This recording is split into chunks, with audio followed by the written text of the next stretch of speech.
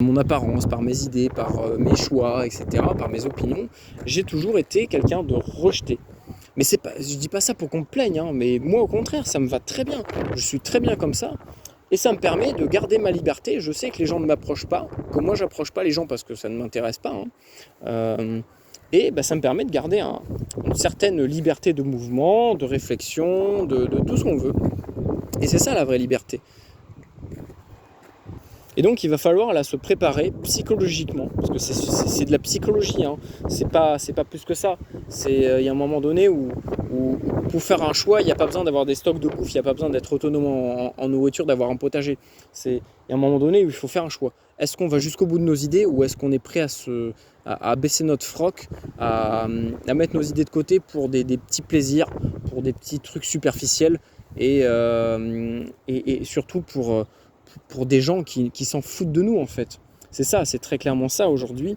Là, ce qui est en train de se passer, c'est qu'on nous chie dessus à longueur de journée, on nous criminalise, hein, même les simples lambda, hein, on nous criminalise parce qu'on ne fait pas assez bien ce qu'on nous dit, alors que ça fait 1 an et demi qu'on se casse le cul à faire ce qu'on nous dit. Mais d'un autre côté, ces gens-là font tout en fait pour marginaliser les gens et que socialement déjà, qu'ils soient rejetés. Et le rejet, qu'est-ce que ça fait? Ben, ça crée une réaction derrière, c'est-à-dire que on va essayer de se repentir, de se rattraper, de rattraper notre soi-disant erreur. Mais en fait, il n'y a aucune erreur. On est tous libres de nos choix. Et en fait, ils vous font passer pour des gens qui sont dans l'erreur, qui sont dans le faux, juste pour vous avoir. C'est tout, c'est une guerre psychologique. Et je pense qu'il faut avant tout s'endurcir psychologiquement et être prêt à affronter n'importe quelle situation. Il suffit de regarder. Prenez quelqu'un qui s'oppose à un pouvoir en place, hein. Prenez par exemple je sais pas moi, Snowden Assange. Voilà, Snowden Assange, bah, vous voyez ce qu'il est devenu. Mais le gars, il va au bout de ses idées. Et c'est ce qui fait que, bon, même s'il est enfermé chez lui, il reste libre par rapport à ses convictions en fait, et par rapport à lui-même. Et il ne se soumettra pas à un gouvernement qui cherche à tout prix à l'envoyer à Guantanamo. Et c'est pareil pour tous les autres. Vous prenez les opposants politiques de Poutine, qu'est-ce qu'on a fait? Le gars, on l'a foutu en prison, on lui met la misère. Mais préparez-vous à ce qu'on vous mette la misère, vraiment. C'est ça la vie, c'est qu'il y a un moment donné où dès que vous allez être libre, on va vous tomber dessus et on va vous mettre la misère juridiquement, physiquement, mentalement, psychologiquement. Vraiment, préparez-vous à ça, les gars. C'est pas juste stocker des boîtes de conserve. Si vous stockez 2 tonnes de boîtes de conserve mais que vous n'êtes même pas prêt psychologiquement à subir un interrogatoire, n'importe quoi, mais c'est fini. En 2 heures, on vous plie en deux. On vous plie en deux, on vous plie en quatre et on en fait ce que. On vous fait faire n'importe quoi. Et c'est ça la vraie liberté, c'est ça le vrai combat qu'il y a derrière tout ça. C'est qu'il faut rester intègre avec ses idées, quelles qu'elles soient. Moi, c'est ça que je respecte en fait. C'est pas les idées des gens, c'est leur manière de faire les choses. Vous voyez, par exemple, Che Guevara. Moi, je suis pas pour cette personne-là. Ses idées, ça ne m'intéresse pas. On a bien vu que ça ne marchait pas. Mais je respecte cet homme-là parce qu'il a été au bout de ses convictions. Le mec, il a été jusqu'à... Vraiment, ils étaient plus que deux, hein. Ils avaient une armée derrière eux. Et les gars, ils se sont battus jusqu'au bout pour leurs idées. Respect à lui. Respect à lui. Par contre, les mecs qui portent des t-shirts Che Guevara, qui vont en manifestation pour casser du flic, alors que les gars, ils savent même pas taper un sprint sur 200 mètres, et qui, à la première tarte qui se prennent dans la gueule, vont chialer au commissariat et porter plainte, mais allez vous faire foutre, quoi.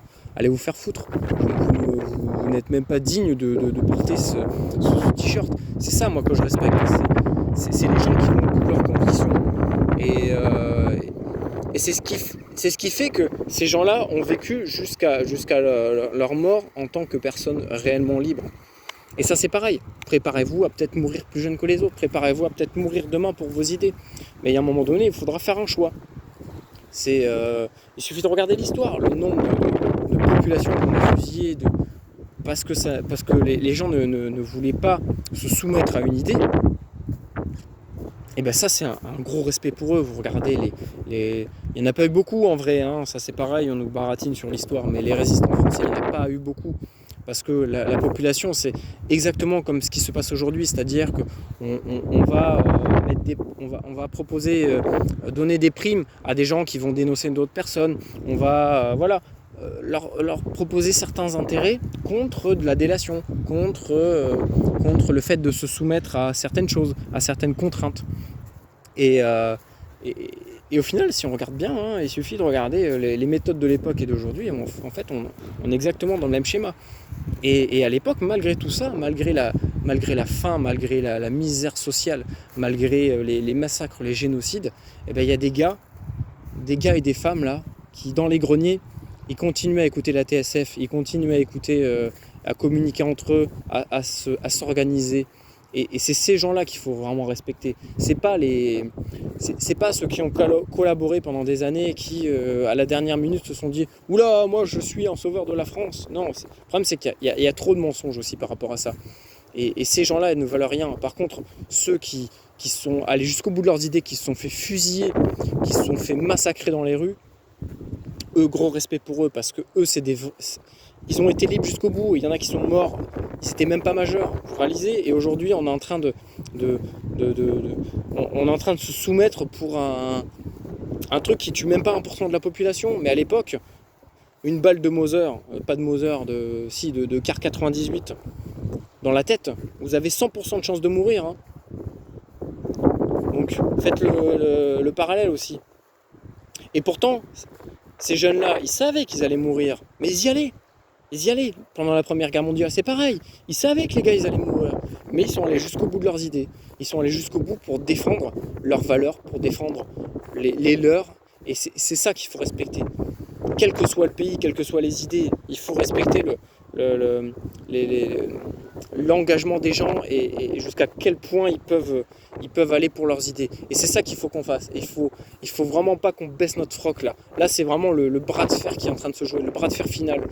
Et si on se soumet là maintenant, c'est fini. On vivra toute notre vie comme des esclaves et je pense que c'est pas ce qu'on veut. Et donc, à un moment donné, il va falloir faire des concessions. À l'époque, c'était pas les petits restaurants, c'était pas la piscine, c'était pas les bars qu'on enlevait aux gens par rapport à des idées. C'était la famille, c'était tout. L'identité, le nom, on enlevait tout aux gens. On enlevait tout, on les faisait disparaître, littéralement disparaître. Et malgré ça, il y a des gens qui ont continué à résister. C'est ce qui fait qu'aujourd'hui, on vit dans le pays dans lequel on est et on parle la langue qu'on est en train de parler. Et ça, il faut jamais l'oublier. Certes, il y a eu des dérives dans l'histoire, il y a eu des dérives par rapport à plein de choses, mais l'histoire, elle est ce qu'elle est. Et elle s'est forgée que grâce à des gens qui sont allés au bout de leurs idées, quelles que soient les époques. Parce que c'était des gens intègres avec eux-mêmes et qui avaient une certaine valeur, qui avaient des valeurs, vous voyez. Et c'est quelque chose qui se perd. Mais je pense que derrière la machine, elle fait tout pour que ça se perde. Elle fait tout pour que les gens soient des bêtes d'esprit. Pour que les gens soient des profanes. Qui ne puissent plus pouvoir lire entre des lignes. Qui ne puissent plus voir certaines choses. Pourtant, la vérité, elle est devant nos yeux, c'est juste qu'on nous met un tout petit filtre avec des paillettes et des arcs-en-ciel, et ça suffit aux gens à ne pas voir la vérité. Et c'est là que je me dis qu'il y a un réel souci par rapport à ça. Bon, voilà. Tout ça pour vous dire que vivre en tant que paria, c'est pas facile, ça sera pas facile. Et je pense que ça sera de moins en moins facile vu comment ça part en couille dans le monde entier, hein. C'est pas chez nous ou en Europe, c'est dans le monde entier. Et je pense qu'on se doit, ne serait-ce que par rapport à nous-mêmes, par rapport à nos idées, par rapport à nos convictions, de rester intègre avec ça, de ne pas lâcher, de ne pas baisser la tête, de ne pas se soumettre. Et c'est à la fois pour nous, mais aussi pour le futur. Moi, c'est surtout ça que je vois. Moi, ma vie, je m'en fous. Moi, ce qui compte, c'est mes enfants, mes petits-enfants, mes arrière-petits-enfants. Comment ils vont vivre? Dans quel monde ils vont vivre?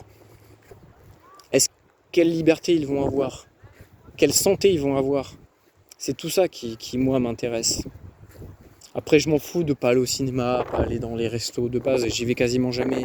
Et bah, écoutez, ça me permettra de trouver du plaisir dans d'autres choses beaucoup plus simples de la vie. Voilà, plutôt que d'aller faire des restos, bah, je me ferai mes propres petits plats. J'apprendrai à cuisiner japonais, j'apprendrai à faire de la cuisine française, j'apprendrai à faire de la cuisine italienne. Au lieu d'aller au cinéma, bah écoutez, je téléchargerai comme à l'époque, voilà, sur des sites de streaming.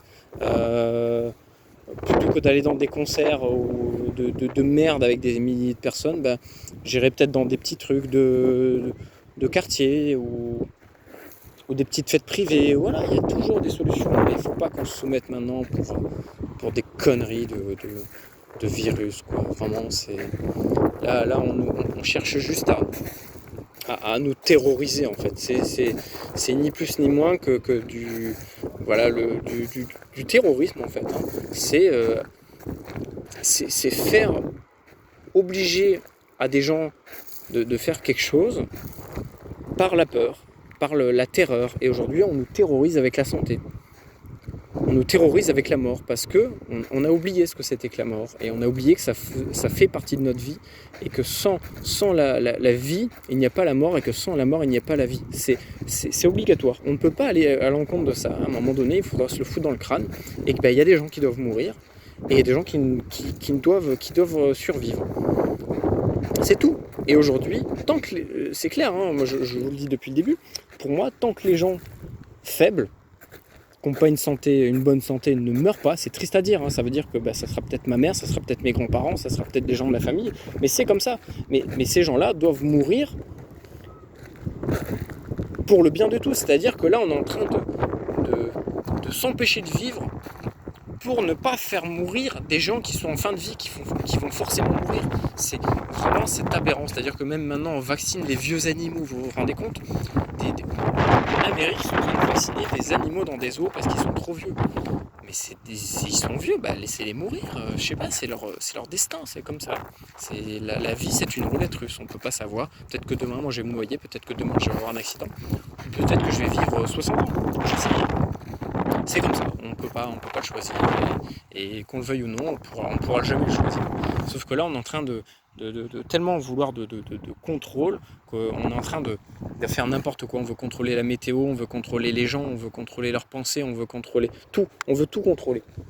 On veut tellement tout contrôler qu'en fait, on en a oublié les choses les plus essentielles, la vie, la mort. C'est vraiment quelque chose d'universel. Et bien pourtant, on l'a oublié et on est devenu complètement cinglé. Ça nous rend zinzin, voilà. Pour reprendre un terme du général, le général, le monde est zinzin. Voilà, carrément zinzin. Bon, allez, les parias ou les futurs parias, je vous dis à une prochaine. N'hésitez pas à mettre en commentaire un petit peu vos expériences de vie, etc. par rapport à ça. Même si vous avez des questions ou quoi, ou si j'oublie des sujets, des trucs, hein, n'hésitez pas à me le dire. Allez, je vous dis à une prochaine. Prenez vraiment soin de vous, les gars. Là. Vraiment, les gars, tout le monde, les personnes libres. Et je vous dis à une prochaine si on n'est pas mort d'ici là. Allez, salut.